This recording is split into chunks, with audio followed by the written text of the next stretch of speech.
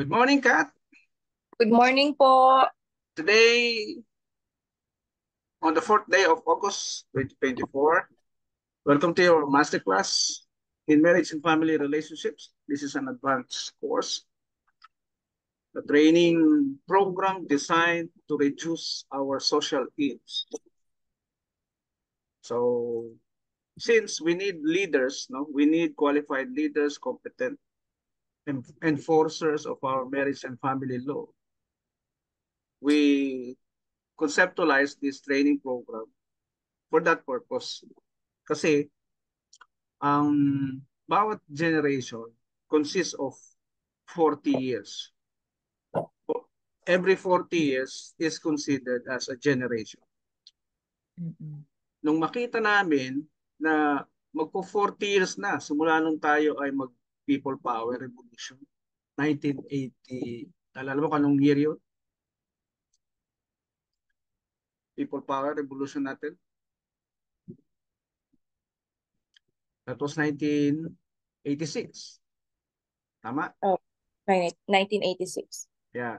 If you count from that year up to now, we are now on the 30th year. So 2 years na lang, 40 years na. Isang generation na yun, yung Hmm. 40 years. Kaya yung statistics natin of broken marriages and families, hindi naman yan bumaba. Hindi naman yan bumababa. Never yan bumaba. At ang line graph niyan ay laging pataas. Pataas, pataas. Mm-mm. If you check these statistics. Okay? Now, bakit simula doon ako nagbilang? Because this is the period where the Filipinos are well trained, no? Well trained at culturized. Kung sinabing culturized, syempre marami nang naniniwala, marami nang gumagawa. So it became a culture. Mm-mm. Naniniwala saan? Gumagawa ng alin? Yung pag-i-insist ng rights. Pag-i-insist ng karapatan. Pag-i-insist na karapatan ko to, without doing yung partner ng karapatan. Ano kaya yung partner ng karapatan? Responsibilities po. Responsibilities, obligation, duties. Laging magka-partner yan. Kasi pag inalis mo yung isa, abuse can happen. Opo, totoo. Walang boundaries eh. Mm-mm. Yung duties and responsibilities are supposed to be the boundaries of your rights. Okay? Kaya pag puro rights ang mentality ng tao, never na magagampanan yung obligations. Dahil ang naging paniniwala niya na siya ay laging merong rights given Mm. by the law, given by nature, given by someone with authority, someone Mm-mm. powerful. So, ang ang nagpapatakbo talaga sa ating sarili ay mga ideas, mga Mm-mm. paniniwala na ipinapasa-pasa sa atin. So kung tayo ay nakakakita ng mga kaganapan or events na may kinalaman sa pag-i-insist ng rights, mag-i-instill sa ating memory, magiging magiging paniniwala siya later on, no? Noong 1986 in-insist natin na may karapatan tayong maging free. May karapatan tayong hindi tayo pwedeng pasukin sa bahay ng basta-basta. May Mm-mm. karapatan tayo na hindi pwedeng sipilin yung ating freedom of liberty, freedom to choose, freedom of information, and everything. And all of these are contained in the Bill of Rights sa ating Constitution. Di ba? So, Opo. ang Bill of Rights ay actually resulta ng mga bagay na ginawa sa mga tao during martial law. Kaya if you study law, doon sa aming law class sa UP, yun ang sabi ng professor namin. Totoo naman, di ba? Na lahat ng mga ginawa during dictatorship ay binaligtad at at nilagay doon sa Bill of Rights na bawal. Bawal kang kumuha ng mga private communications, bawal kang masok sa bahay ng private individual ng basta-basta, etc. Na even yung kotse nga eh. Pag ikaw nakasakay ka sa kotse mo, yan ay extension ng bahay mo. Kaya hindi pwedeng basta-basta ka sisilipin doon sa loob ng kotse, titingnan. Karapatan mo na ibababa mo lang ng konti yung salamin mo. At hindi pwede, meron silang, no, yung mga pulis natin, meron guidelines tungkol dyan, paano mag-inspect. Hindi ka pwede basta-basta pababain unless may search warrant. Kasi Mm-mm. para ka rin nasa loob ng bahay mo eh. No, hindi sila pwedeng basta-basta pumasok without search warrant. And search warrant sa court ay kinukuha after convincing the judge na mayroong sapat na ebidensya para maniwala na mayroong something sa loob ng bahay mo at kailangan kupiskahin. Mm-mm. Okay? So, lahat po ng itong rights na ito ay naging mentality ng Pilipino simula na magsama-sama tayo pabagsakin ang gobyerno noong 1986. Kaya nakita ko yung trending simula nung araw na yon hanggang 38 years now. Ang family sirang-sira. Ang marriage status or marital relationship ng mga Pilipino ay bagsak. Hindi na tayo naiiba sa mga bansang may divorce. Kumbaga, kung gaano kataas yung divorce rate nila doon, halos kapareho lang ng divorce rate natin dito kahit wala pa tayong divorce. Pag sinabing divorce, yung hiwalayan. Mm. Divorce is just the word for a legal process. Mm-mm. Okay? Kaya halos parang may divorce na rin tayo. Wala nga lang batas. Di ba? Kasi ang daming naghihiwalay eh. O, yun naman ang meaning ng divorce eh. Separation eh. So, meron ding study sa US na ang divorce rate sa Christianity at divorce rate nila sa gobyerno ay halos pareho lang.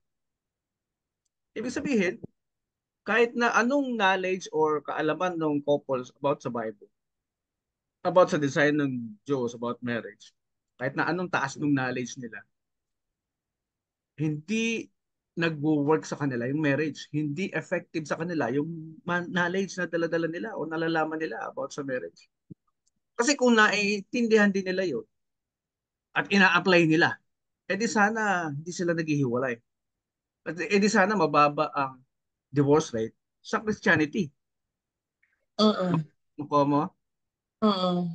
Opo. Eh, ayon sa nakita nila sa pag-aaral nila, hindi naiintindihan ng mga Kristiyano yung, yung totoong design ng marriage ayon sa Bible.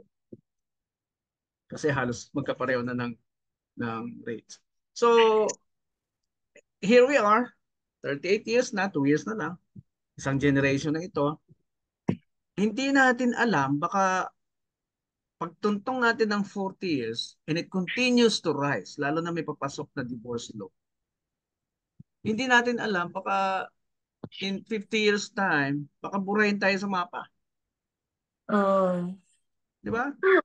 Kagaya na napag-usapan natin the last time na dami na nagpapasok ang foreigners dito at nag-aasawa ng Pilipina at nangingibabaw lagi ang dugo nila pag lumabas yung baby. Di ba? Mm.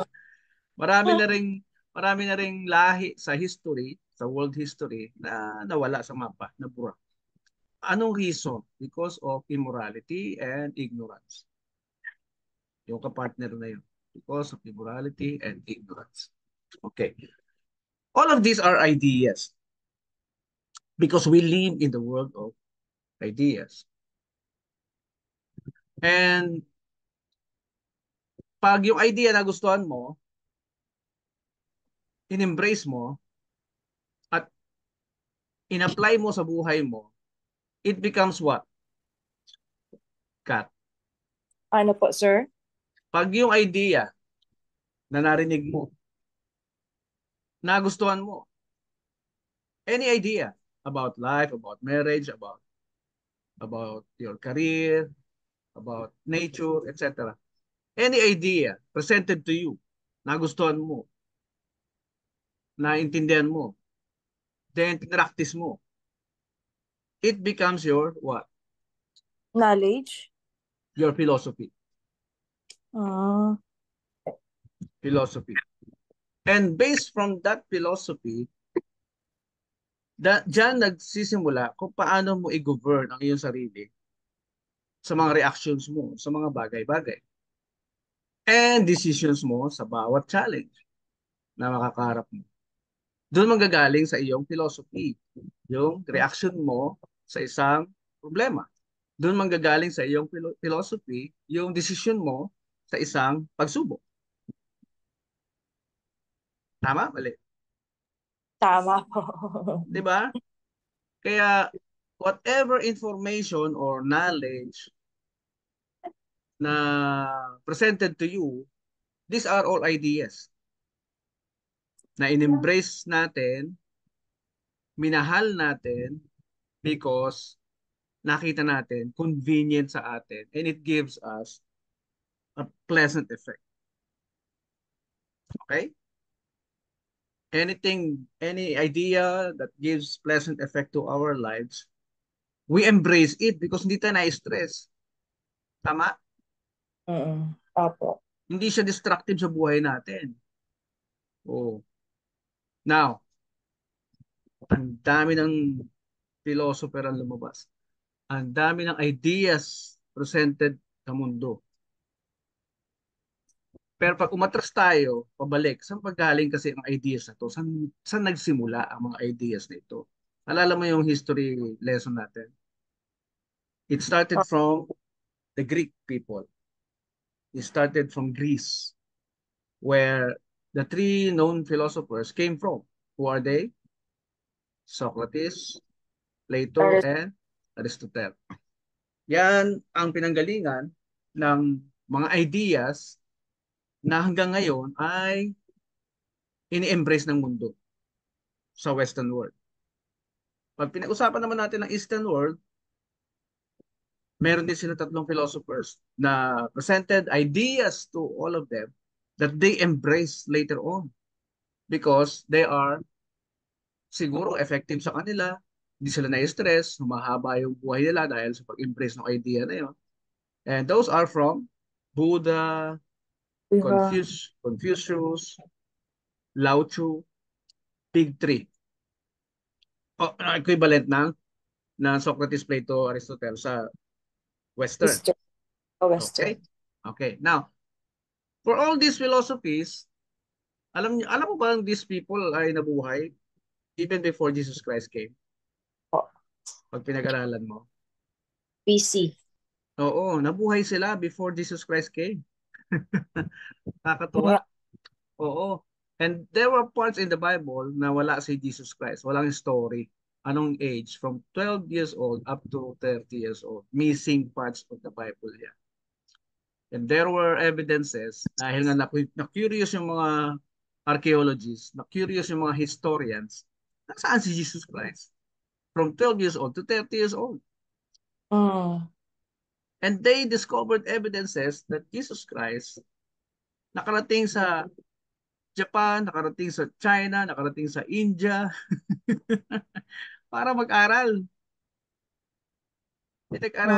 Pinag-aaralan niya pala yung mga sinasabi nitong mga great philosophers na ito.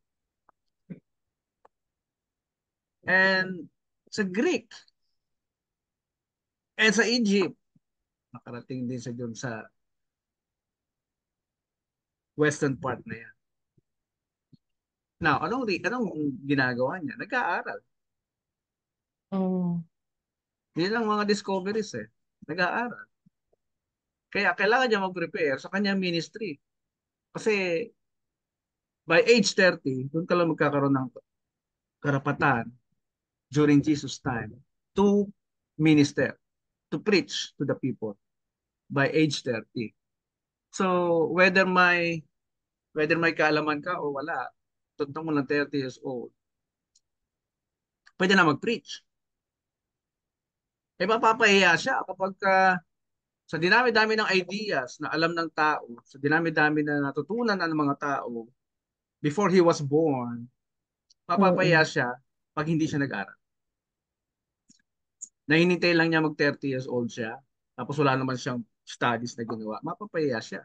Eh, ang tatalino ng mga Pharisees and Sadducees during those times. They are called lawyers because they enforce Moses' law. Kaya sila yung lawyers at that time. Now, what am I saying this? Why am I saying this? Because we live in the world of ideas. Kaya kailangan ko din pag-ingatan yung mga ideas na ito tinuturo ko sa iyo eh. And these ideas are the result of my almost 30 years. Ay, hindi, parang hindi lang 30 years eh. Kasi simula nag 12 years old ako, nagba-Bible study na ako. Mm. Oo, simula ng 12 years old ako. Hindi ko lang masyadong binobroadcast. I'm studying already, home study. Puso yung home study nung time na yun eh. Papadala ka ng mga questionnaires, tapos Mm-mm. sasagutan mo, sasabit mo sa uli sa kanila. Pag tapos mo na lahat, papadala ka ng certificate. When I reach 12 or 13 years old, no, parang 13 years old, yes. Pumasok na ako sa formal class, formal study ng theology. So, pinag-aralan namin ng Old Testament, every class, bawat chapter, dinidiscuss namin. Ganon din sa New Testament. And because I belong to the Mormon church that time, may mga extra books aside from the Bible kaming pinag-aaralan. Sa Mormons, they have this Book of Mormon, Doctrine and Covenants, Pearl of Great Price. Lahat yun, nag-aralan ko yun.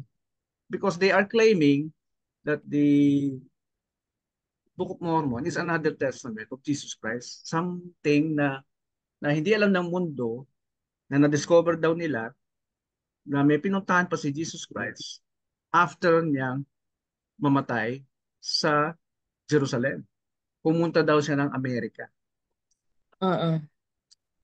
At yung mga naabutang tao doon ni Jesus Christ sa Amerika, sa Western Hemisphere, kasi galing siya sa Eastern Hemisphere, ang mga naabutan niyang tao sa Western Hemisphere ay yung mga Indians, yung mga Aztec, which are also black people or brown people. Okay? So, these are some sort of ideas presented to me also na hindi ko basta-basta pinaniwalaan. Pinakinggan ko lang, inintindi ko, then I validated it also through the Bible and history books. At ang pinakamahalaga, Katrina, pinakamahalaga is to pray for it. Ask the Holy Ghost kung tama yung naiintindihan.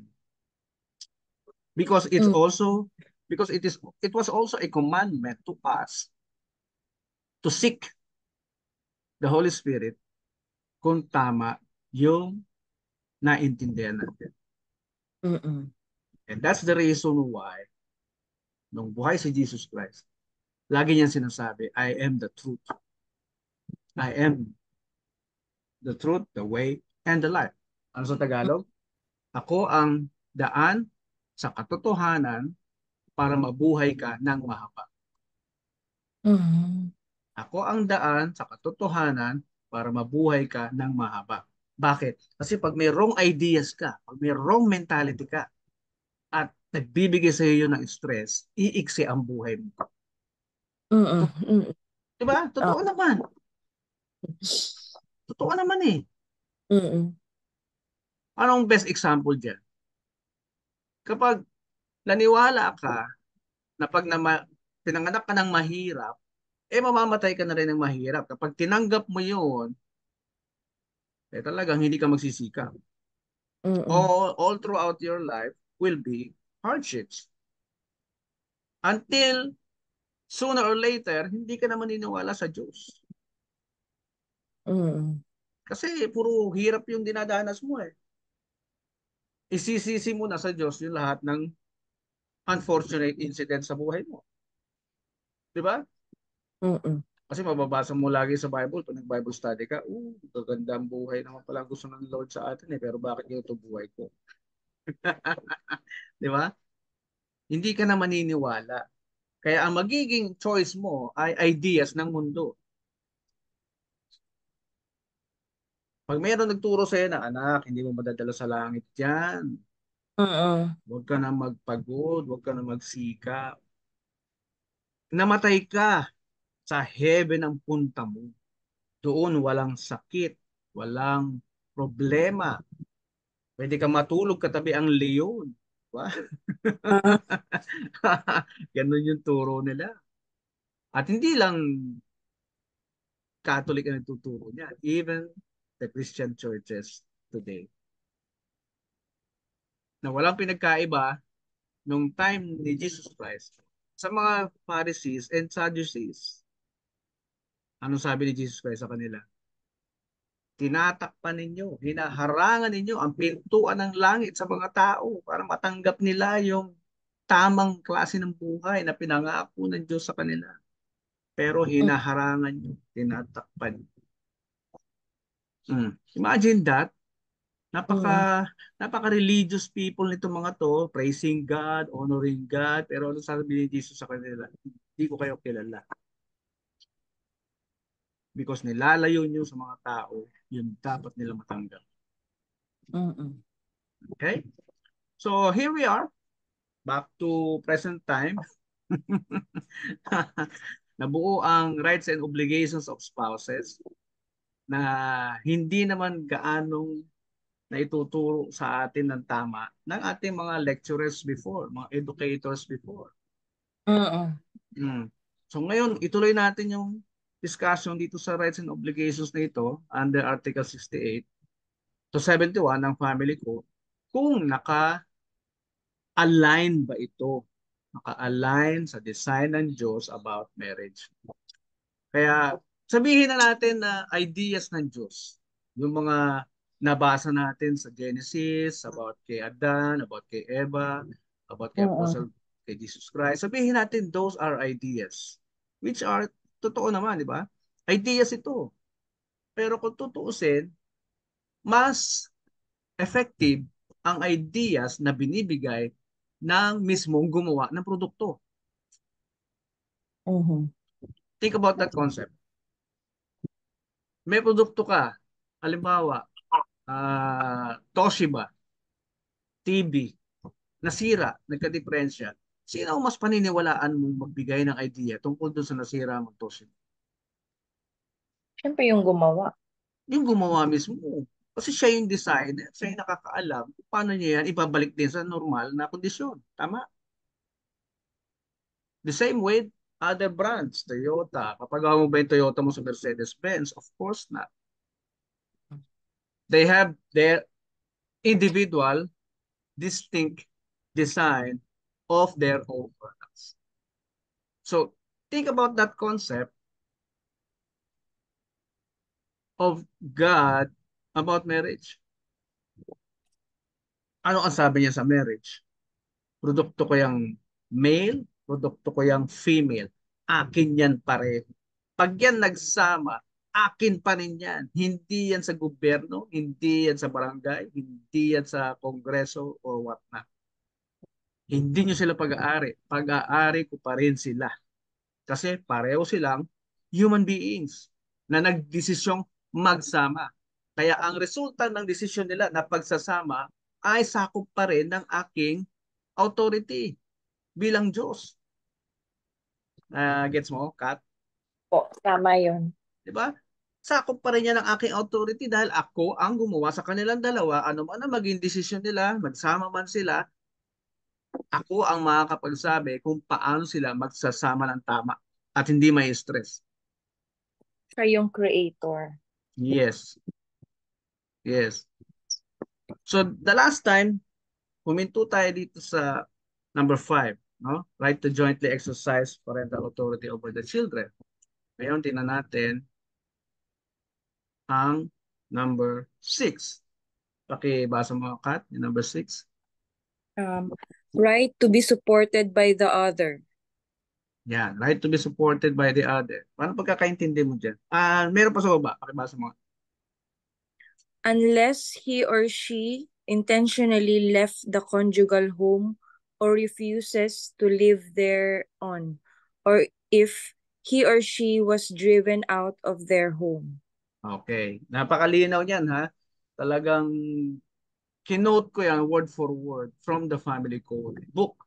Now, right to be supported by the other. Naalala mo, napag-usapan natin before sa civil code na ang setup before ng marriage, si lalaki ang breadwinner, si Mm-hmm. babae housekeeper. Sa bahay lang. Opo. Malinaw yun sa civil code. And that civil code was conceptualized since the time of the American occupation. Kaya yung ideas nila about sa setup ng marriage ay binitbit nila dito sa atin. Pinasok nila sa ating batas na nandun sa civil code. Kaya nga kahit 14 and 16 years old pwede na mag-asawa eh. 14 years old sa lalaki, sa babae, tapos 16 years old sa lalaki. Nilagay nila yun doon sa civil code. Pwede na mag-asawa. Eh, nagtaasan yung annulment cases after that. Oo. Nakakita nila na hindi pala prepared ang mga bata sa pag-aasawa. Kaya in-adjust nila to 18 nung pumasok na yung family code.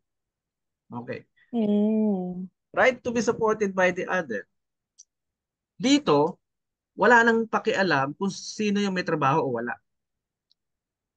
Basta kung yung babae ang may trabaho, walang trabaho si lalaki, karapatan ng lalaki na makatanggap ng suporta sa babae. Oh, imagine, Mm. imaginein mo to, Kat. Ibang tao, hindi ko gagamitin kayo. Ibang tao. Pero i-compare natin sa feelings mo, na nararamdaman mo, okay? Mm. Na mga kababaihan, tama ba sa feelings ninyo na yung lalaki ay naghahabol ng sustento sa inyo?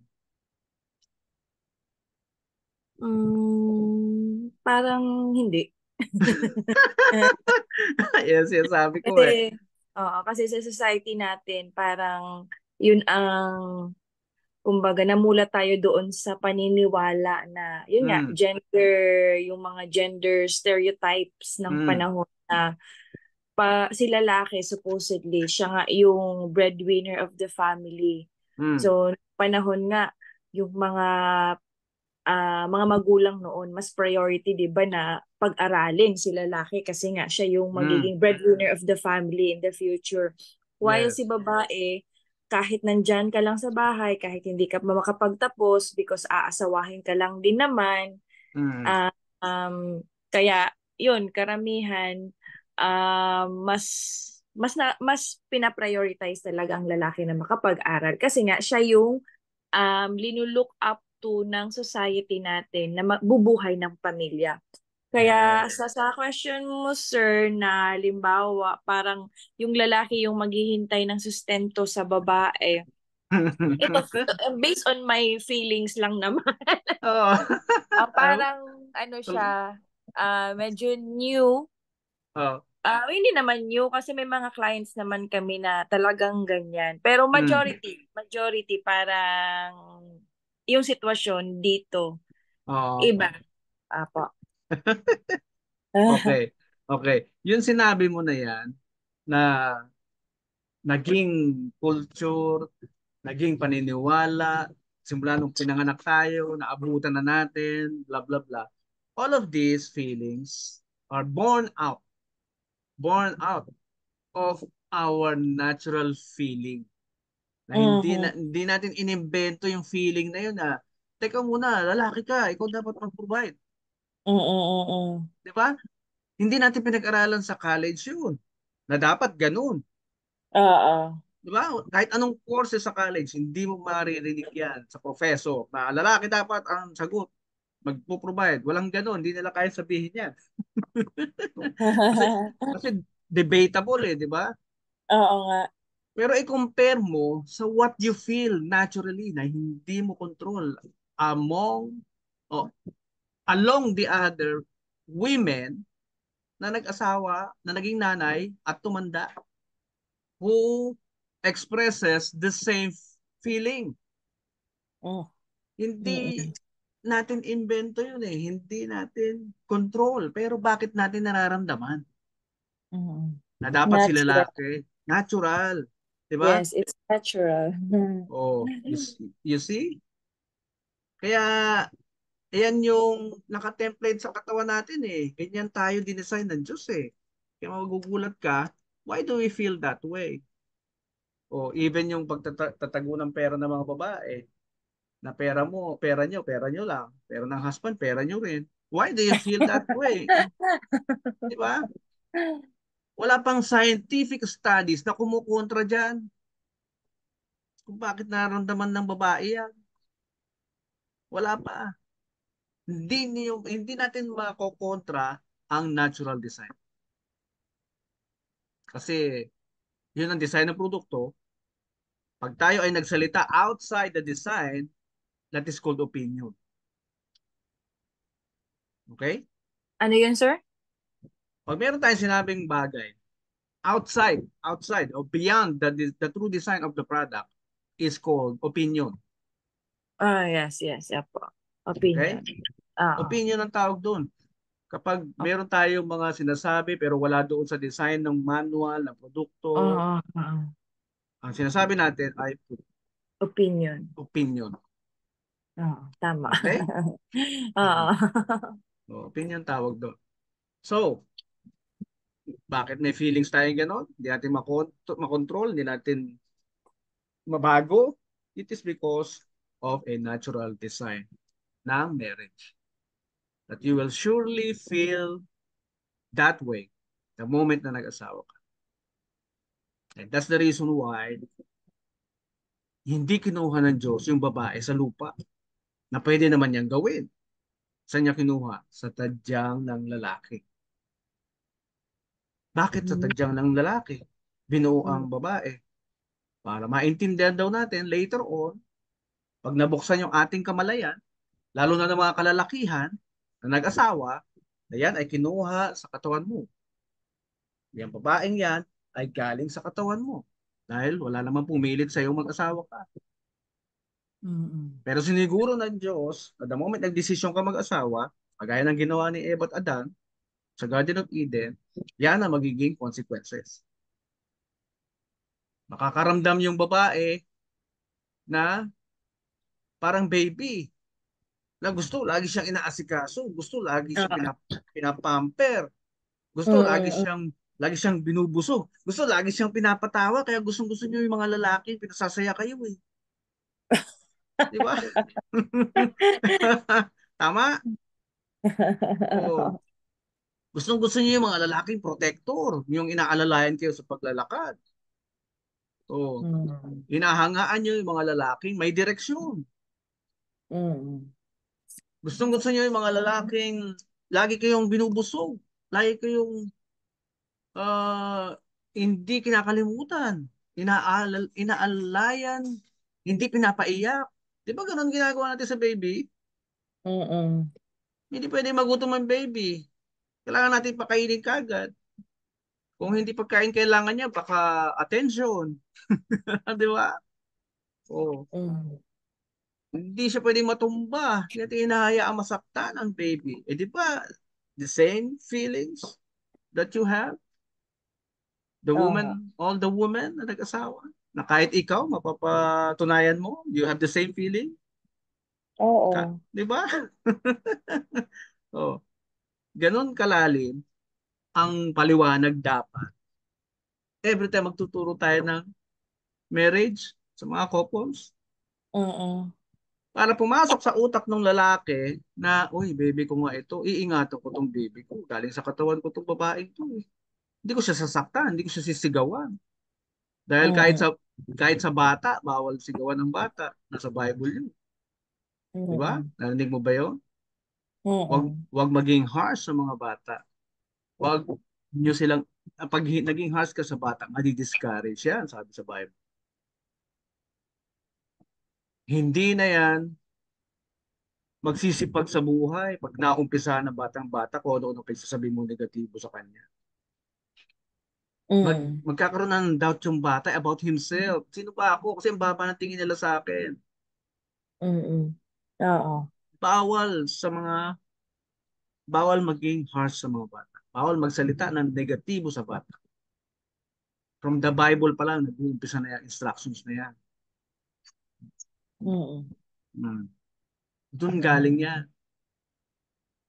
Even yung the rights of the child by the Ah. United Nations.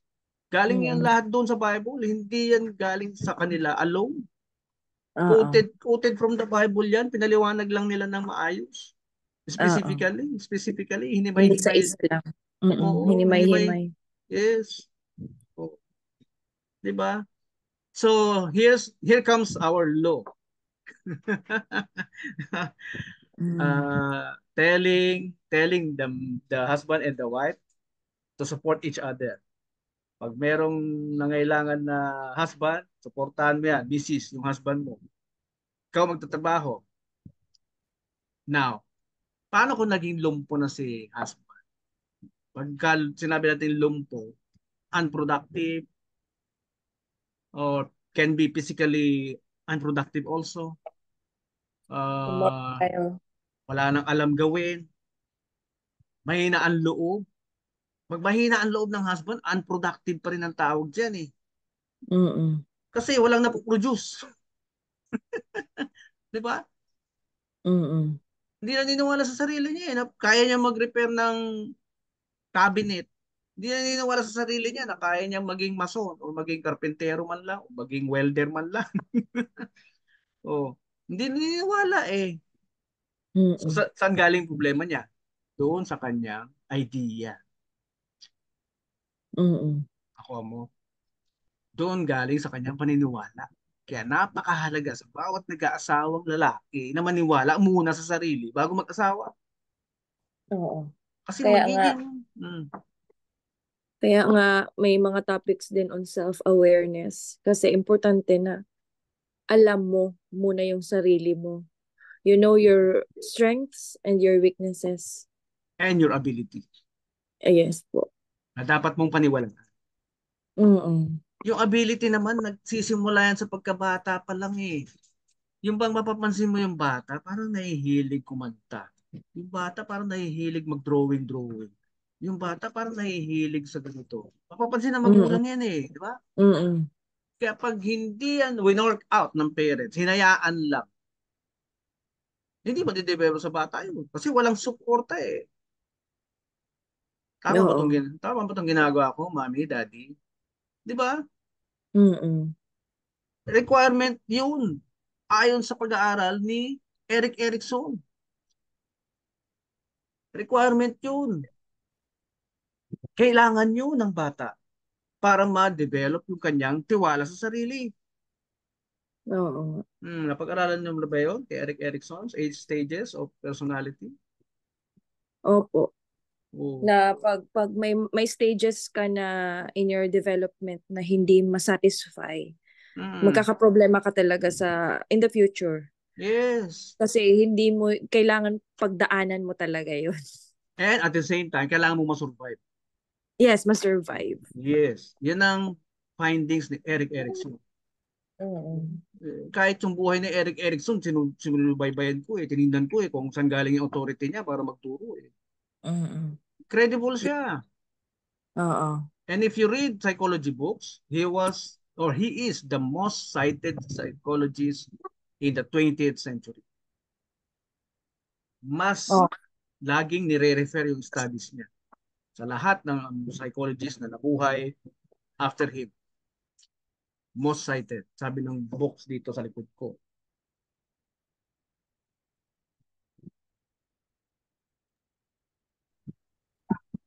'Di ba yung Yun. trust versus mistrust, Yeah. ganyan.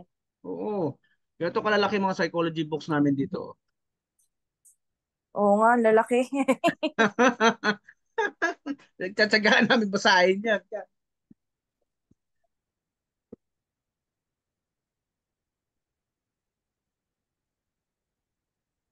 Pa, oh. Oo nga. Punong-puno. Grabe. Punong-puno ng kaalaman. Sobra. No new ideas under the sun. Ako dito Mark Twain, American philosopher. Kaya yung mga ideas na naririnig, nababasa, natatanggap natin today, ay mga ideas na napag-aralan na rin before noon. Oo. Mm-mm. Okay? In-empower lang ng psychology. In-empower lang ng science. Mm. Mm-mm. Kaya psychology before is only a branch of philosophy. The studies of the human behavior. Mm-mm. Di ba? It's only a branch of philosophy noon, yung psychology na yan. The studies of human behavior. Nakatutok kasi sa human behavior eh. Yung why people do such thing. Di ba? Oo. Oo. Why people react that way. That is psychology, which is only a branch of philosophy before. Pero nung nilagyan na ng pag-aaral, hinalis siya sa philosophy, naging science. Mm. Hmm. Kasi yung philosophy, nakita ko yung difference. Ang philosophy kasi base sa experience ng tao. Oo, oo. Kaya siya naging philosopher. Okay? Now, psychology, base sa pag-aaral. Mm. Okay? Oo nga. Hmm. Now, balik tayo dito. balik tayo, balik tayo dito sa karapatan ng bawat isa, maging ang lalaki na humingi ng suporta. Alam mo bang may tumawag sa akin? Alam mo ba, Kat, may tumawag sa akin 2 days ago na ganitong Oo. sitwasyon? Lalaki, tumawag sa akin. Sir, tumutulong ba kayo sa mga lalaking hindi sinusuportahan ng asawang babaeng OFW? Nawindang ako sa tanong eh. Bigla akong nawindang Oo. eh. Imagine mo to, lalaki tao, ahabulin yung asawa niya. OFW na nagpapakahirap, nagpapakapawis, nagpapagod sa ibang bansa. Oo. Maghahabol ng sustento. Ang lakas ng katawan, hindi magtrabaho dito. Oo, tinanong talaga sa akin kung saan daw siya lalapit. Kasi sinabi ko, hindi eh. Oo. Oo. O di ba, napaka tanga naman ang opisina namin. Totoo. My goodness. Baka maging, kung yun ang advocacy namin, oy mga husbands, punta kayo dito sa opisina namin. Hindi kasi sinusuportahan ng asawa niyo babae. Tutulungan ko kayo. Oo. Napakatanga ko naman noon. Oo nga. No, sigurado, ibabash ako ng buong Pilipinas. Di ba? Oo. Sigurado yan. My goodness. Now, unless, kailan daw nawawalan ng karapatan suportahan yung asawa? Unless he or she intentionally left the conjugal home, umalis. Oo. Siya may gusto, hindi naman siya pinalayas. Umalis kusa, hindi siya entitled sa suporta. Oh. Okay?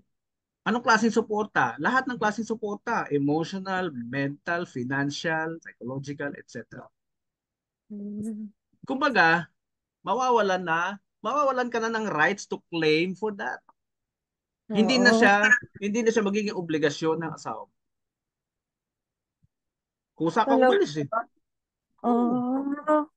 Mm. Kasi 'di ba sa ano din natin, sa bagay yung asawa. Oo nga, may mga cases din kasi kami sa office na mag-asawa. Pero Mm. dahil na-experience ni babae yung pang-aabuso ng asawa, either Mm. physical abuse Mm. or sexual abuse, Oh. syempre, aalis si babae. Mm. Pero the babae still asking for Support. support. Oo, from the husband. Oh. Parang ganun, medyo mahirap din. Oo nga. Eh, Kasi sa pinag-aaralan natin ngayon. ipabasa mo sa kanila yan. Nasa family code yan. Pag kusa kang umalis, hindi ka entitled sa suporta. Oo. Mm. Pag hindi ka pinalayas, hindi ka entitled. Pag kusa kang lumayas, hindi ka entitled sa suporta. Very clear. Kaya Mm. lang, kaya lang, Mm. nahihiya tayong ipatupad ito kasi naaawa tayo. Oo. Oo. Probably amo. Oo, 'di ba? Naawa tayo eh. Mm. Or refuses to live their own. Ayaw niyang tumira doon, ayaw niya mabuhay doon, ayaw niya. Kasi may right yung husband mo to live with you. Nandiyan oh, number two, right to cohabitation. Oo. To Mag-go-go, live. kukontra eh. Kukontra kasi dito sa right to cohabitation. Oo, oo. Hmm. You cohabit and you will enjoy your support. Oo. As simple as that. Hmm. Kaya ito yung mga kailangan munang baguhin ng mga divorce advocates na yan bago sila mag-push through ng mga divorce na yan. Oo. Bawal pala lumayas ng bahay. Di ba? Oo. Hmm. Or or if she was driven out of their home. Kapag driven out, pinalayas, doon siya magiging entitled. Ah, okay. Mm-mm. Hindi kusa, kundi pinalaya siya. Ano ba? Mali. Oo. Oo, hindi ko na gusto na kasama ka. Oo. You are Okay? entitled for the support. Yes. Pinalayas siya eh. Ayaw niya umalis. O, entitled siya sa support. Pinalayas mo eh. Okay. Mm. Oo. Okay? Logic lang eh. Common sense lang, di ba? Oo. Mm. Now, nasa six rights na tayo. Kanin na right. Punta natin yung seventh right. Seventh right. Pakibasa mo, Kat. Right to be loved and be comforted. Karapatan mo na mahalin at i-comfort Oo. dahil kailangan din daw yan ng husband. Hindi pwedeng one-sided lang. Sabi, no, yung babae lang i-comfort. Kaya i-comfort din yung husband kapag depressed, Oo. Pag malungkot. malungkot. Okay? Mm. So, dito, wala akong makita ng problema. Sige, ibigay mo rin sa husband mo yun. Kailangan niya yun eh. Kailangan niya ng confidante, kailangan niya ng advisor din sa panahon na siya ay down. Okay? Kaya doon nagkakaroon ng magic sa pagsasama. Yung pangangailangan ni lalaki na comfort ay kailangan ding ibigay ng babae. Pero hindi ito permanente. Mm. Hindi permanente na yung lalaki ay laging depressed. Oo. May problema na tayo doon. Oo. Ha? Oo. Yung bang lagi naghahanap ng atensyon si lalaki, Mm. tapos tatakutin ka pa, magpapakamatay ako pag hindi ka nakasama sa akin. Di ba? May mga ganun lalaki, Oo. tinatakot yung babae ng kung ano-ano para lang laging sumama at pansinin siya ng babae. Di Oo ba? nga. Oo. O, yan yung lalaki may personality disorder. Anong tawag sa disorder na ganyan?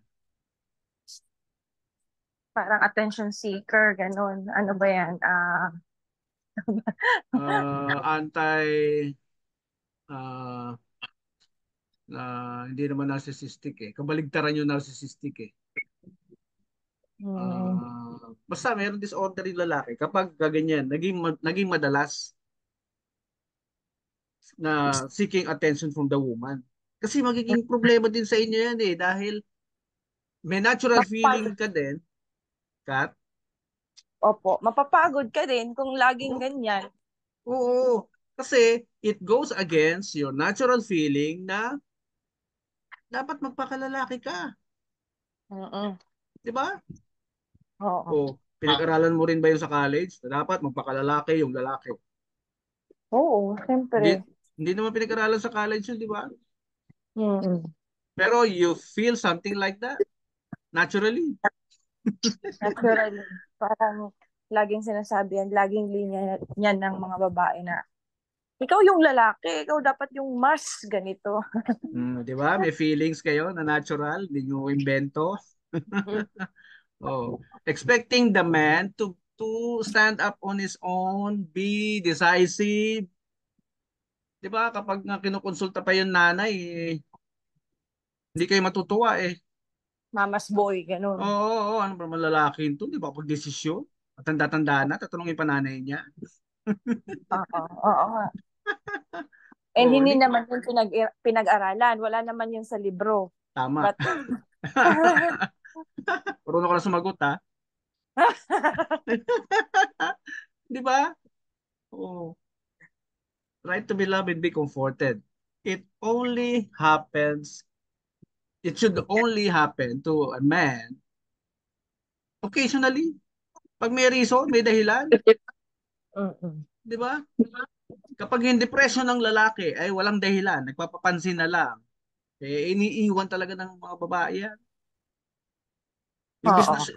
imbis na kayo kasi yung pinapansin, kayo yung nilalove, kayo yung kino-comfort, siya yung laging gusto ng love and comfort, which is baligtad, which is Mm-mm. unnatural. Oh. Kasi doon din papasok yung, alam mo, na-depress si husband. Doon papasok yung helper sa eksena. Help nga eh, helper. 'Di ba? Napag-aralan natin last time. Mm. Helper means ezer. And yan ang kinabit ng Diyos sa babae. Kaya yung word na helper only comes when the man is in urgent need. Amo. Yes po. Ano yung mga urgent need ng lalaki? Yung nagpo-produce ng sperm yan, kailangan i-release. Okay? Mm. Hindi naman yan araw-araw eh. May Di ba? difference yun kung araw-araw. Oo, may problema na kapag araw-araw, di ba? No? Ayon sa pag-aaral ng science, every 2 to 3 days. Normal yon, normal level. Every 2 to 3 days. Oh. Kapag araw-araw, hindi yon normal. Oo. Okay. What else? Helper. Ibig sabihin, sa oras ng pangangailangan mo lang, tatawagin yung helper mo. Ano pa? Nagipit si lalaki. Kanino uutang? Eh di sa wife na nag-iipon ng pera para sa kanya lang. Mm. Di ba? Oh, nalungkot si lalaki, na-depress si lalaki. Kanino tatakbo for guidance and counseling? Asawa. Sa asawa, di ba? Oo. O, kaya importante rin maging qualified kayo sa pagka-counsel sa husband. Eh. Oh, hindi pwedeng sasabihin mo lang sa husband mo na kaya natin to. Hindi pwede puro kaya, kaya lang. There must be Oo. something sensible na marinig sa'yo yung husband mo. Kaya yung mga GRO sa club, tinitraining din yan eh kung paano mag-entertain ng customer. Alam mo ba yun? Tinitraining niya kasi pag wala silang training na nagpapayo kunyari sa customer, no? Pag wala silang training na gano'n, sino pupuntang lalaki doon? Oo. Hmm. Hindi pupunta yung lalaki doon para uminom lang. Kailangan din nila ng kausap. Pag hindi ka magaling na advisor, sa GRO maghahanap yung husband ng counseling. Okay? Hmm. Sa iba. Okay? Sa iba. Nasuported din sa wife. Yes. Oh, turo mo din yan, Kat, sa mga couples mo. Okay? Right to be Opo. loved and be comforted. Now, the natural design is hindi normal sa lalaki na lagi naghahanap ng love and comfort. Okay? Hindi normal yun. It should only be on occasional basis. Yun yung normal. Okay? Sa babae, yun yung normal. Sa inyo normal yan. Yung love and comfort. Di ba? Oo. Oo. You are seeking to be loved and comforted every day. Di ba? Kat? Mm. Hmm. Totoo. Normal yan sa babae. Yeah, every day. Parang, everyday. Oo, nandun. Hinahanap-hanap. Yes, nandun yun sa sinabi ng Diyos kay Eva. Your desire will always be to your husband. Yung binasa natin. Oo. Pangatlong effects ng pag-aasawa yun. Ano yung pang-apat na nabasa natin? Alala mo? Ano ba yun? He will rule over you. Mm. Alala. Genesis 3:17. Okay? He will rule over you. Yes. Number 8. Okay, basa mo, Kat. Right to jointly fix the family residence. Ano sa Tagalog yan? Karapatan na parehos ayusin yung pamilya, yung pagpapamilya. Yung buong tahanan. Oo. Okay, karapatan na ayusin ang lahat ng problema ng buong tahanan, family Oo. residence. Kasama na dito ang pagre-repair, yung mga minor yung mga minor things na pwede nyo pagtalunan, di ba? Oo. Oh, bakit ganyan yung kulay ng kurtina gusto ko black tapos white yung kinabit mo, di ba? Oo. Mga simpleng bagay na pwede pagsimulan ng stress kasi yan pag naipon ay sumasabog, Oo. di ba? Kailangan magkonsultahan sa isa't isa. Honey, okay sa akin yung brown. Okay din sa yung brown. Something like that. Oo. Di ba? Para walang sumbatan later on. Yung mga kurtina nga, ibang kulay gusto ko pero hindi mo kinonsulta Di Totoo ba? yan, sir. Oh, relate ka ba? Oh, kailangan. Nakarelate. Nakarelate. Basta wala ko alam dyan, ha? Tuturo lang ako ng tama, ha? Right? To manage the household. Oh. Hinimay-himay talaga ng family ko dito. Okay? Opo. This is not against this this article is not against itong number 9 is not against the design of the marriage. Kailangan nyo maging isa sa desisyon. Di ba? Pagdidesisyon. Para walang sumbatan, walang stress, walang argument. Number 10. Nabasa mo ka? Right to exercise any legitimate profession. Okay. Tagalogin mo. Karapatan na magkaroon ng maayos na propesyon. I-exercise. Kumbaga, gampanan yung kanyang profesyon. Isa Halimbawa, din ang problema ng mga couples. Kasi tama ba yung pagkaintindi ko nito na parang may ibang lalaki na mas pinipilit yung asawang babae na wag kang magtrabaho, wag mo nang i-exercise yung natapusan mo kasi dapat dyan ka lang sa bahay at mag-alaga ng mga anak. Tama ba yung pagkaintindi ko? yeah, may mga lalaking ganyan. Majority. Lalo na Yes. kung lalo na kung good provider naman siya. Opo.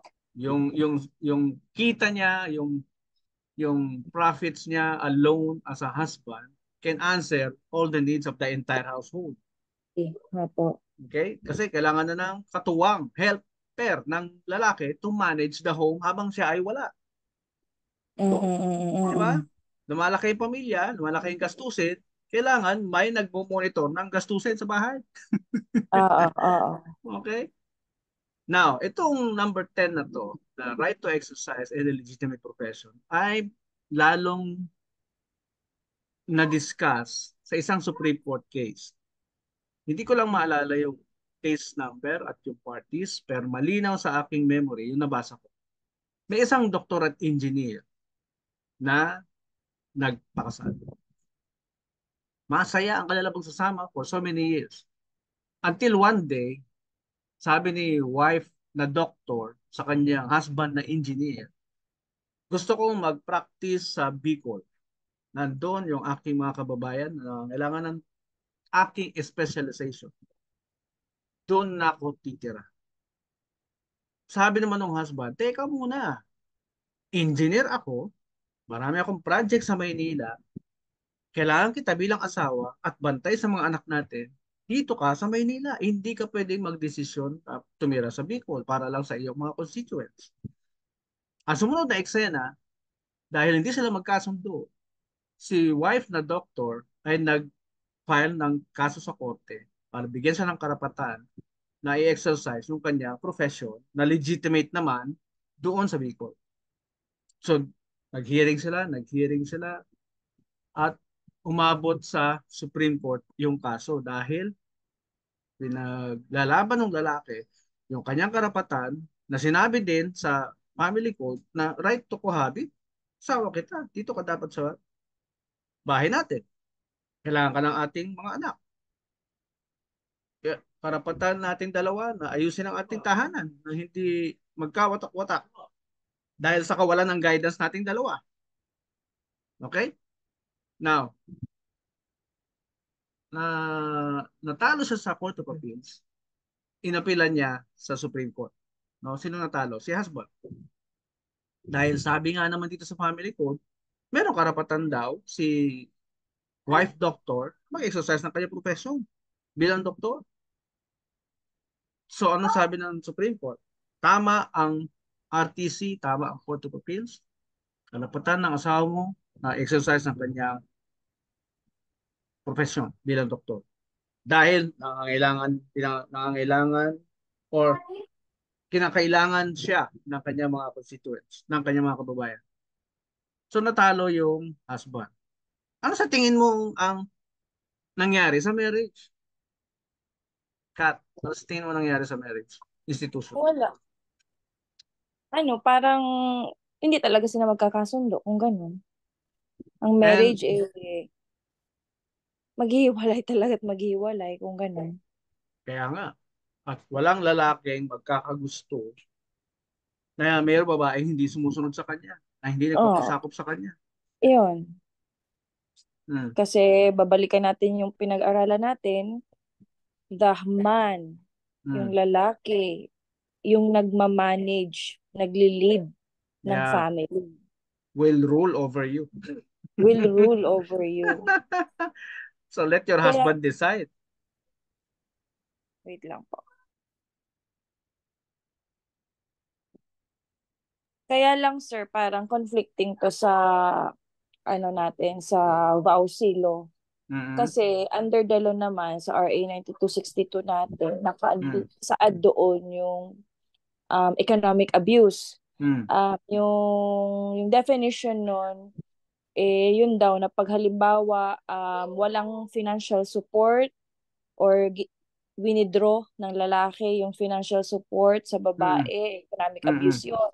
Mm. As well as kung si lalaki hindi niya inaalaw na magtrabaho or i-exercise yung profession ni babae, pwede Mm. din yung economic abuse. Pero ngayon, Mm. sa uusap tayo, medyo naging clear sa akin na kung naman lang hindi kaya mai-provide ni lalaki ang lahat ng needs ng pamilya.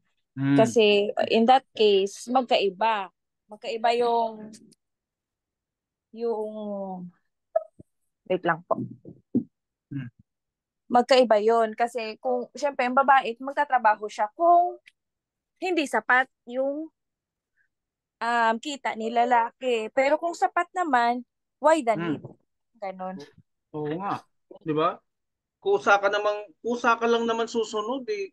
Kung makita mo, kayang-kaya naman ng mister ko yung aming pangangailangan, eh, why not? 'Di ba? Bakit hindi ako susunod? Eh, mas gusto ko nga nasa bahay na lang ako. Mm.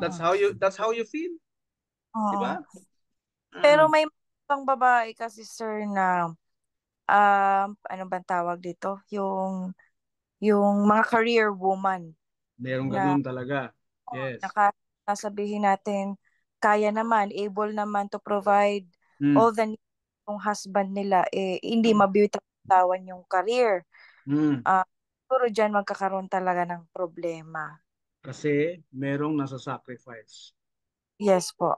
May mga batang naghahangad ng time, attention ng mother. Oo. Na kailangan nila ma-survive according to studies of Eric Erikson din na dapat before 12 years old ang bata, ma-discover na niya kung sino siya, magkaroon na ng belief sa sarili niya yan. Alam na niya kung ano siya balang araw. Mm. Mm. Kaya hindi naman ako kontra sa career woman, pero yung husband pa rin ang kailangang sige, maging fruitful para everything will be answered. Oo. Mm. Everything will fall into place pag si husband nandyan sa kanya yung hinahanap sa pagiging husband. Yes. Can rule over the family, can manage the family, can Oo. provide all the needs of the family. Yes. Yun naman talaga dapat. Kasi yun ang design ng marriage. Here comes the ideas of men, ideas ng gobyerno. Kapag pareho daw nagtatrabaho, dalawang tax yung makukuha ng gobyerno. Mm. Oh. Kaya nga pag pinakialaman natin ang design ng marriage, the family will suffer. Oh. Pag pinakialaman ng Estado, kung paano dinesign ng Diyos yung kanyang produkto, the family will malfunction. Yun nga. Magsikap ang lalaki ma-discover kung sino siya, how to become fruitful before he multiplies, and everything will fall into place. Gaya ng sabi mo kanina. Oo. Oo. Totoo yun. Yes. Kaya, siguro, mas maganda talaga na ready. Ready ang lalaki. Yes. Ready sa tatlong aspeto ng kanyang pagkatao. Ano yun? Psychologically, Financial. physically, financially, at kasama dyan ang spirituality. Yes. Mm-mm. Because a man without spirituality is a dangerous man. Mm-mm. Hmm. Next, number 11. Bibilisan na Right, natin. Mm. right to give and receive moderate gifts to and from each other. Dinikta, Talaga, oo, pala to. dinikta ng batas yung pagreregalo sa isa't isa. Oo, dinikta na ng batas yung pagreregalo. Kasi pag mayaman, merong regaluhan ng condominium, yung kanyang asawa, or kotse, di ba? Like, Oo. lifestyle of the rich and famous ang mga basis nitong ano na to, provision na to eh. Oo. Hmm. What else? 12? Right to retain the ownership, possession, and administration of their exclusive separate properties. Yan, may karapatan daw ang isa sa inyo, kung naman namana ninyo before the marriage, karapatan nyo i-dispose siya kahit walang consent si asawa. Oh, kung ano Okay? yung mga namana mo. Yes. Um, Hmm. Magkakaroon kailangan lang ng, ano yung cut? kailangan i-dispose yung mga namana mo or you have the right na sa'yo yon before the Yes. marriage. Ikaw lang Yes. yung may pagmamay-ari nun. Yes. Yan. Hmm. Okay. Hindi yan galing sa pagsisikap yung dalawa bilang mag-asawa eh. Hindi, oo. Oo, kasi nga maraming nag-aasawa na hindi nagpi-prenup sa agreement. Kaya Oo, naging, oo, talaga. di ba? Naging Republic Act ito eh. Siniguro nila na ito ay naka-separate Republic Act.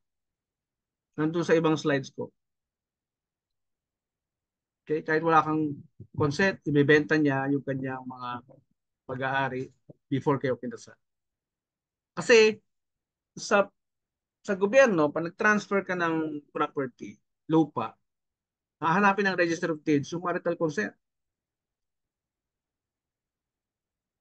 Kung hiwalay na, matagal na, paano niya hagilapin yung ex niya? Hihingan pa siya ng pera noon para lang pumirma.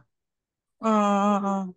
Dahil dyan, sa dami ng kasong ganyan, na matagal lang hiwalay, hindi mabenta yung property, may mga naglabi sa Congress para gawin siyang permanenteng batas.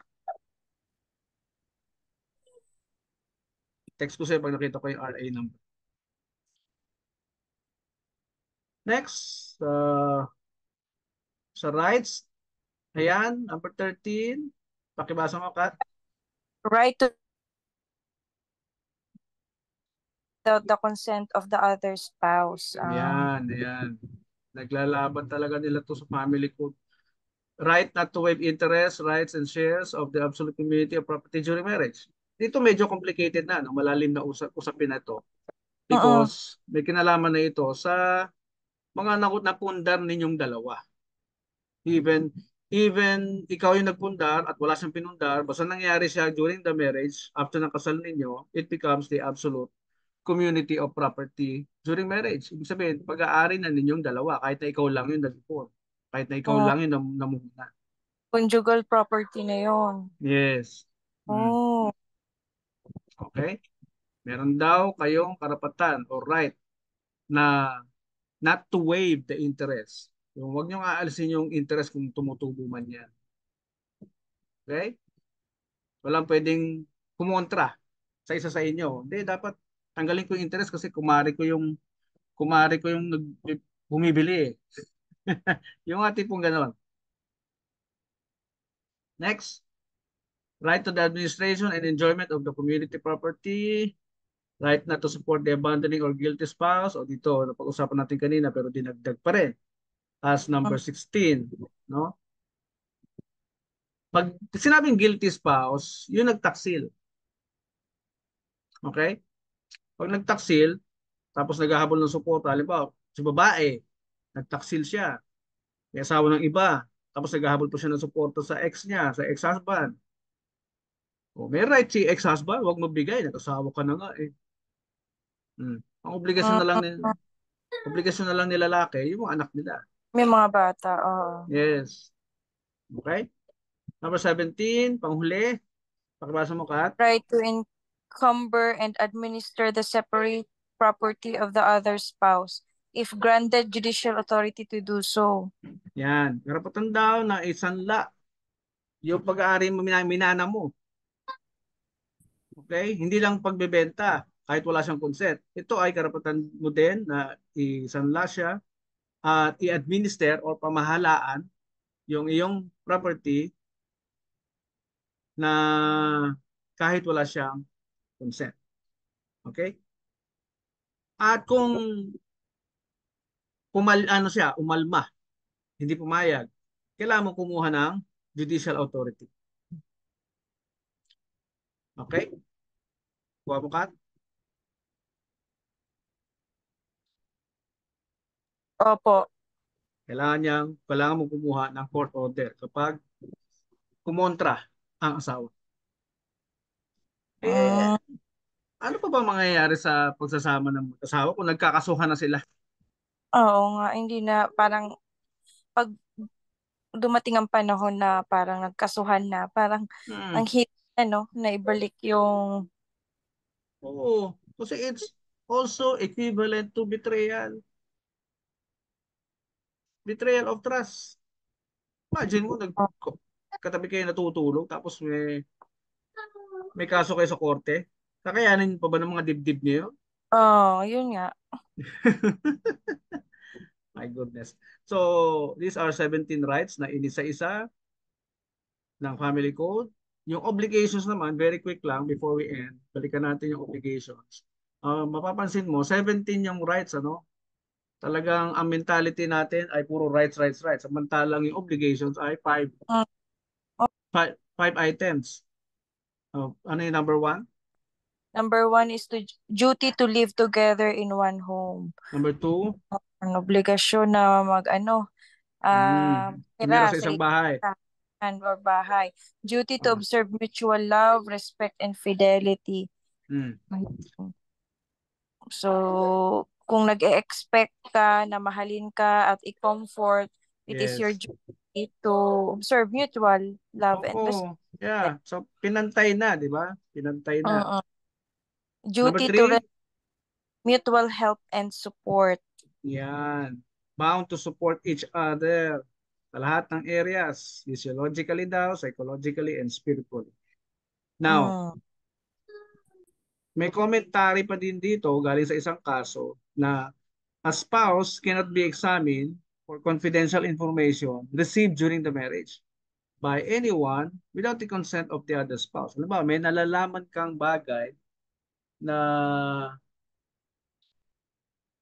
na inorderan ka ng korte para sabihin yung nalalaman mo. Hindi pwedeng kunin ng korte yon nang walang pahintulot ng asawa mo. Okay? Mm, Hindi mo siya pwedeng itestigo or ilabas kung hindi pumapayag ang asawa mo. mm, Hmm. Okay? Pag sinabing a spouse cannot be examined, this is about court proceedings, court process. Or mm, kahit may mga NBI na nag-iimbestiga or barangay na nag-iimbestiga, they cannot get information from you directly na confidential tapos hindi pumayag yung asawa mo. Kailangan mo na mm, kumuha ng consent niya. mm. Babae man o lalaki yung Inimbestagahan. i-imbestigahan. Okay? Opo. Kasi nga, kailangan sabihin ito, kailangan isingit ito under the duty to render mutual help and support. Mm, Kasi baka mapahamak yung asawa mo sa pagbibigay niya ng information na hindi ka pumapayag. Kaya kailangan niyo muna pag-usapang mag-asawa oo.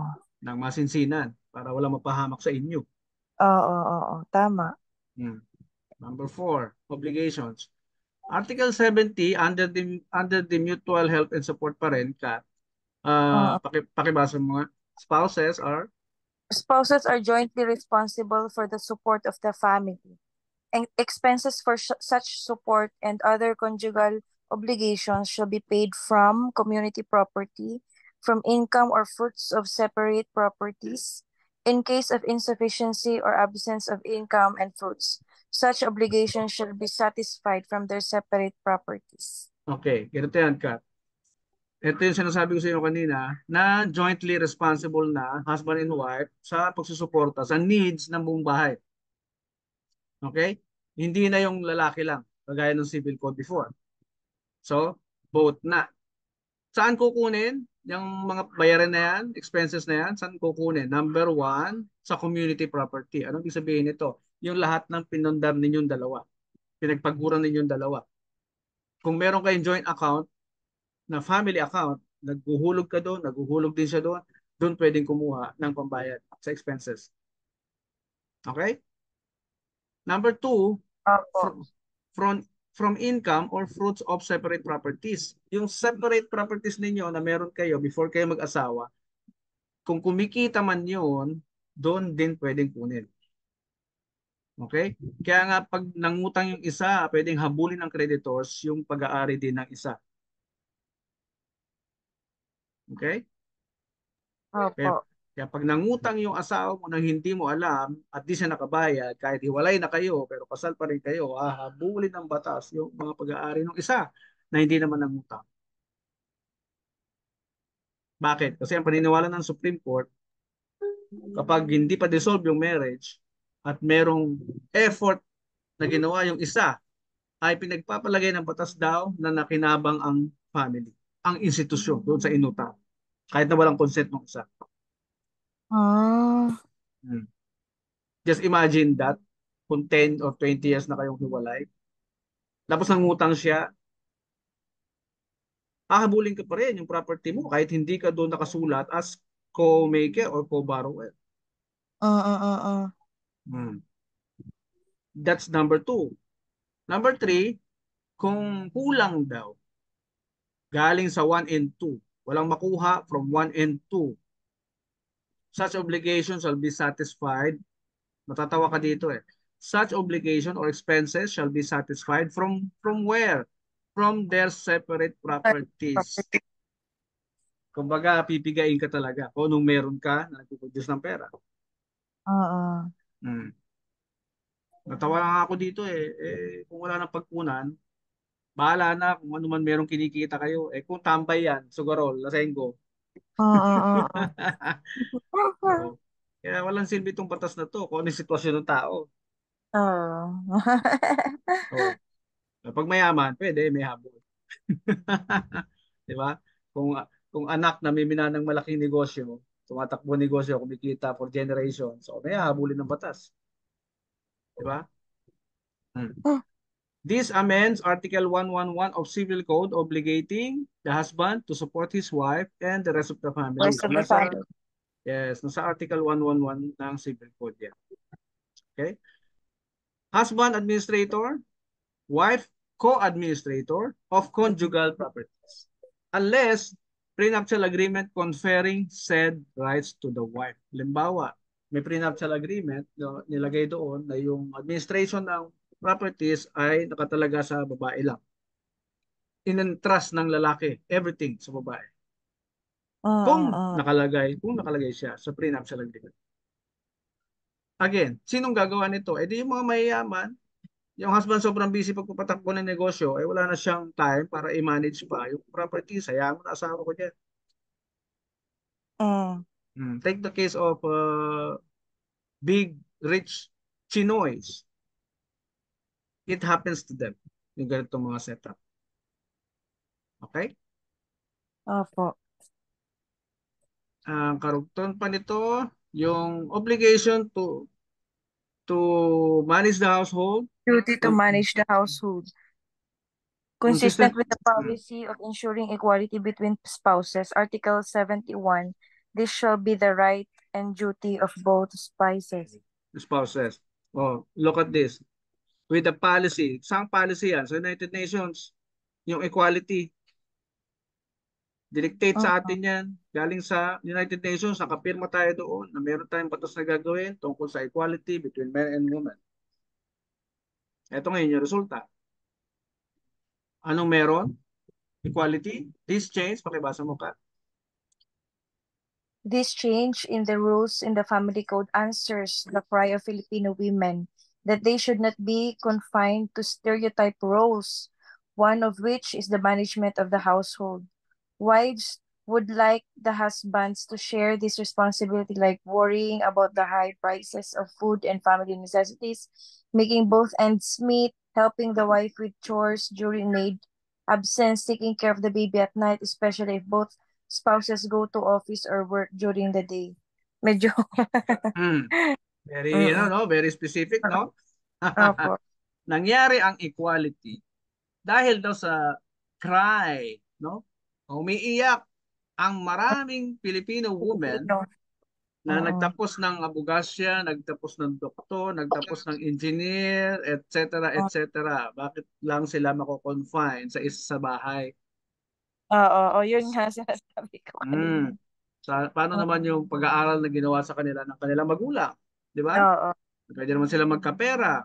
So, naging concept yan ng mga gumawa ng family code. Oo nga, kung pareho silang kumikita, mas lalago ang buhay ng pamilya. Ganon ang expectation ng mga gumawa ng batas na ito.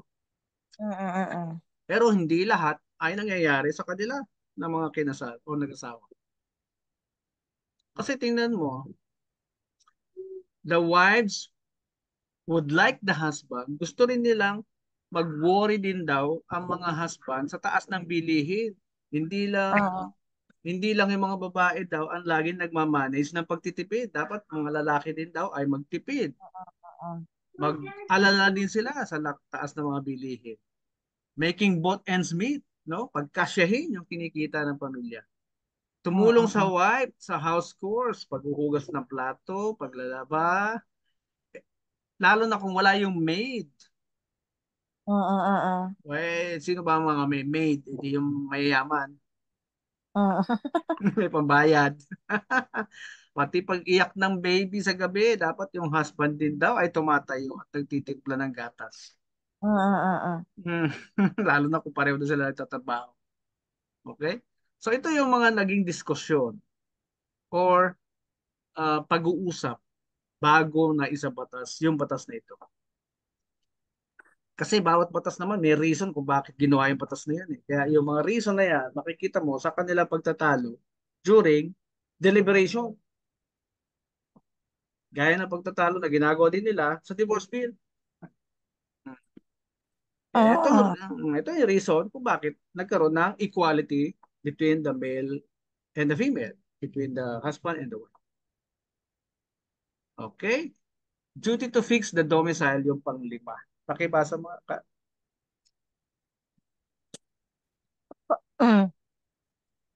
Duty to fix domicile. Couple must both decide as to the location of their conjugal home.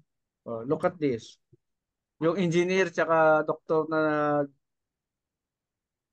kaso sa korte, nanalo si babaeng doktor, pero what happened to the marriage? It goes against this obligation, di ba? Must both decide as to the location of their conjugal home. Kailangan gusto rin ni babae yung tirahan. Gusto ko rin dito. Dito tayo. Okay, fine. Nagkasundo. Okay?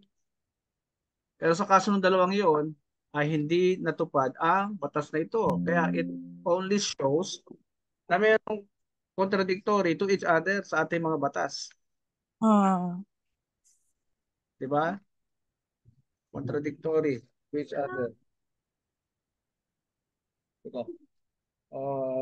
Matatapos tayo. Wala yung aking charger.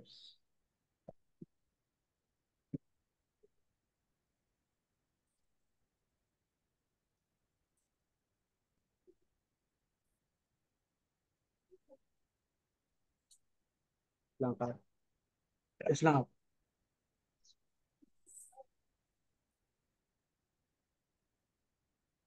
So, 5 obligations versus 17 rights. Balance ba? Hindi. Kung sa numbers, hindi. Hindi. Parang, at, at pati sa principle, hindi rin balance di ba? mm. It it destructs the family. It destructs the institution. And finally, closing part na tayo. Marital rape, People versus Jumawan, case last April 2014 na nagsasabing rape daw kapag pinwersa ng lalaki yung kanyang sarili sa kanyang wife. Dahil sa CEDAW, Convention on the Elimination of All Forms of Discrimination Against Women. Oo. Paano mo naman ipapaliwanag yung need ng lalaki na natural na hindi niya makontrol to release? Mm. Di ba? Pag-usapan natin, wala dito sa batas na dapat naglalambing muna yung husband. Mm. Wala dito sa batas na dapat kinukondisyon muna niya yung asawa niya. Basta rape na kagad, may violation na kagad yung lalaki kapag hindi pumayag si Mrs. Oo. Mm. Pag Kaya, pinilit at hindi pumayag. yes. Besides, sabi dito sa baba, husband who feels aggrieved by his indifferent or uninterested wife's absolute refusal to engage in sexual intimacy may legally seek the court's intervention to what? For what? To declare her psychologically incapacitated to fulfill an essential marital obligation. But he cannot and should not demand sexual intimacy from her coercively or violently. Ano ang ino-offer na solusyon ng batas kapag daw hindi pumapayag yung babae? Ano ang ino-offer ng batas? Sabi ng batas, pag hindi pumayag ang babae, pwede ni lalaki sabihin sa korte na mag-seek ng court's intervention na Hmm. i-declare ng kanyang asawa na psychologically incapacitated kasi hindi niya ma-fulfill yung marital obligation niya na to satisfy Hmm. her husband's need for love and intimacy. Nasa naman yung instructions ng family code to preserve the family, to preserve the marriage? Nandito ba? Nandito ba, Kat? Yung ano, sir? Yung intention to preserve the marriage, nandito ba? Wala Ah, eh. wala eh. Kasi inuutusan mo na siya na mag-file sa korte na ipa-annul yung marriage. Oo. Tapos, On the ground parang, of parang, psychological incapacity. oo, confusing siya kasi, yun nga, may right yung lalaki na Text. to satisfy Oh. yung intimacy, yung sexual gratification, etc. Pero confusing siya naman kasi naman si babae, meron din siyang right. Ito lang sa pag-iisip ko lang po na may right din siya to refuse kung Hmm. Wala oo, siya sa mood. gusto ba, oo, wala siya sa mood. Bawal yung Mm. violently or coercively Yes. pipilitin mo yung babae to have sex with you, ganun. Mm. So, sabi nung batas na ito sa mga husbands, meron ka daw ibang solusyon. Ano 'yon? Mag-file ka sa court. Kaya, Oh, i-declare mo psychologically incapacitated yung wife mo to fulfill an essential marital obligation, which is your right to sexual intimacy. Sabi kanina mm, sa pinag-aralan natin. mm. Oh, Pero parang ang labo nga. Kasi syempre, talaga bang ipa-file mo yan sa court oo, to ito prove ba na? ay ito bang advice na ito or batas na ito ay leading towards the preservation of the marriage? Oh, no, no, no. Hmm. Yan dito ako Kasi, natatawa. oo pa, kasi pag umabot na yan sa korte, sabi nga natin, medyo may problema na talaga sa marriage life nyo. Mm. Kaya dito ako natatawa pagdating sa mga ano natin, batas natin. Ang At inaakusahan mo na ngayon, asawa mo. yes, oh, iba pa rin ang idea ng Diyos. Idea ng tao to eh. File ka na Mm, lang ng psychological capacity. Idea ng tao yan eh, di ba? mm, Anong idea ng Diyos? Baby mo yan. Pag wala sa mood, edi palipasin mo muna hanggang mm. gumanda mood niya. Lambingin mo muna. May ano muna. Yes. Yes. Oh, sino mas may best idea ngayon tungkol sa marriage? Yun nga. Hindi yung Ang, designer. ah, yung Mm, designer, yung creator. yes. Oh, ganda na naman discussion natin today, Kat. Oo. Mm. Anong last part? Sabagay, last part na yun. Ito. Na-discuss ko na to kanina. So, meron tayong video presentation sana.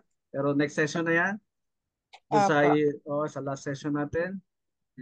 Summarize natin lahat. So, what can you say about your lesson today, Kat? Very interesting and fulfilling on my part as a pre-marriage counselor. Mm. Ah, kasi mas inisa-isa. Actually, ang dami ko din talaga alam dun sa rights and Mm. obligation ng um, husband ng spouses. Kasi sa pre-marriage counseling namin, hindi pa kami na i-discuss. Actually, Mm. ngayon yung nalaman. Plus, Yes. may So, mga mm, pinag-aralan tayo na medyo confusing nga, no? mm, Ah, the current na laws na meron din tayo. And, mm, um, parang ang lahat na ito, tama yung sinasabi mo, sir, na mas maganda. Above all, pinakamaganda talaga yung disenyo ng Diyos. mm. Yung ideas. Idea niya. Supposed to be, batas talaga yun eh. Hindi siya optional. Required tayong sundin. Pero ginagawa nating optional because ang paniniwala na binigay sa atin ay what you see is what to believe. Di ba? To see is to believe. Yan ang turo ng mundo. Kaya kung hindi mo nakikita nag-work siya sa iba, you will never try it. Kung na-expose ka sa environment of hiwalayan, environment na puro galit sa perfect marriage at walang forever, Hmm. you will also have the same feeling or belief or ideas because ang nasusunod ay to see is to believe. Oo nga. Hmm. Okay? So once again, thank you Kat for your attention. Salamat sa iyong time, sa masusing pag-aaral at atensyon na ginagawa mo. We appreciate Uh, that very much. Thank you po, sir. Thank you then. So parang nakikita ko lagi yung vision ko sa iyo na ikaw magiging future mayor ng inyong city. Di ba? Sa dami Ah. ng kaalaman mo, sa dami ng nalalaman mo ngayon, hindi ka napapayag na mangyari ang isang bagay na mali.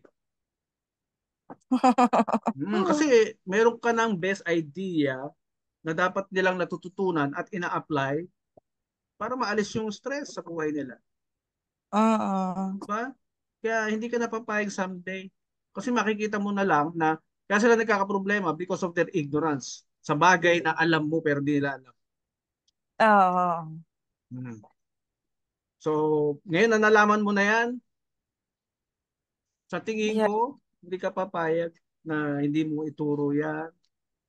At hindi ako naniniwala na ito-tolerate mo yung mga bagay na sumisira sa buhay ng mga community mo just because of ignorance. Oo. Talaga, sir. Kasi anong silbi ng knowledge kung walang application, walang sharing? Yes, correct. So, thanks again, Kat, for enrolling in this course, and please Thank you, sir. help us propagate this God's idea on the marriage design that will surely last longer than the human beings' ideas. Opo. Thank you. Thank Thank you for you. imparting your knowledge. Salamat po. Yes, my pleasure. See you again next Sunday. Yes po, sir. Bye. Bye.